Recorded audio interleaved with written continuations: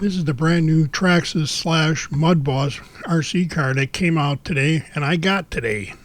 They say that this car was designed from the ground up for oval track racing, and from what I've seen so far, it appears that somebody knew what they were doing. Of course, this is my first Traxxas car, so they may have known what they're doing all along.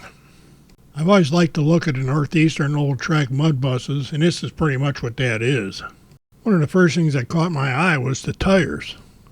Traxxas got a license from Hoosier for their short track dirt tires and then did a really good job of making them.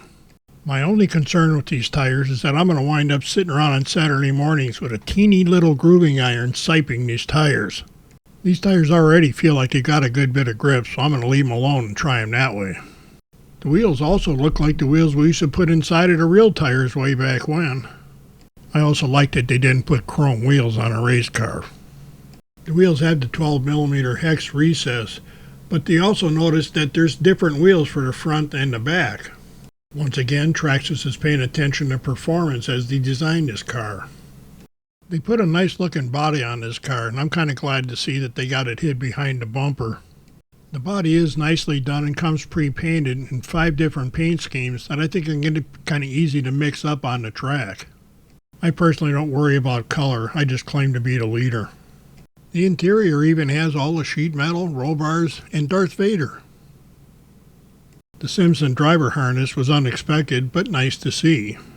Just in case we ever get FPV rear view mirrors in these cars, you can look pretty intimidating in this thing when you come up behind somebody.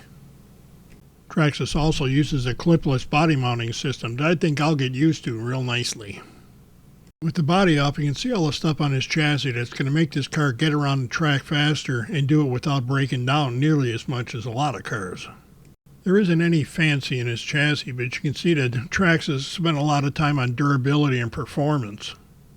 I love that this car comes out of the box with the GRT threaded body, large bore aluminum shocks. These shocks are tried and true, you know that they perform, and they give you a lot of adjustment. You should be able to set this car up so you don't have to worry about getting hit from behind, but just in case. I suspect Traxxas invested a good amount of time and money in developing suspension pieces with enough beef and strength to withstand short track racing. I like that even the turnbuckles themselves are stronger.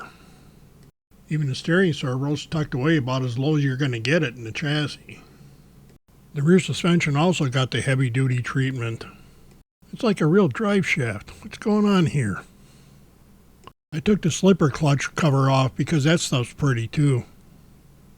This car gets the Pro Series Magnum 272R transmission that everybody considers pretty much bulletproof.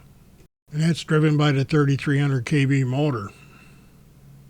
The other half of the power system is the BL2S electronic speed control that comes already programmed. The center battery tray holds 2S or 3S battery packs and has this easy to use retainer. So far I'm liking this a lot better than a strap. Included in the box is this transmitter. It's basic, but it does the job.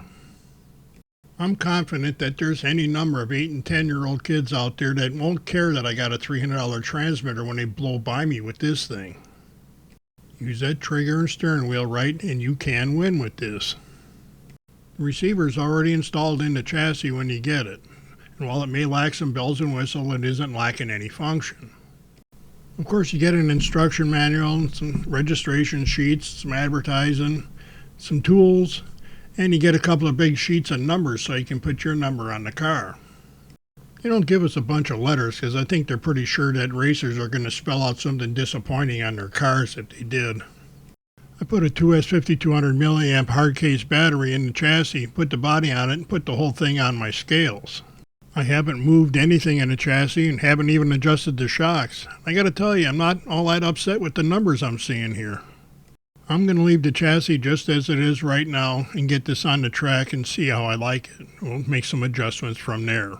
So stay tuned. I'm hoping to do some go fast turn left stuff real soon here, probably tomorrow.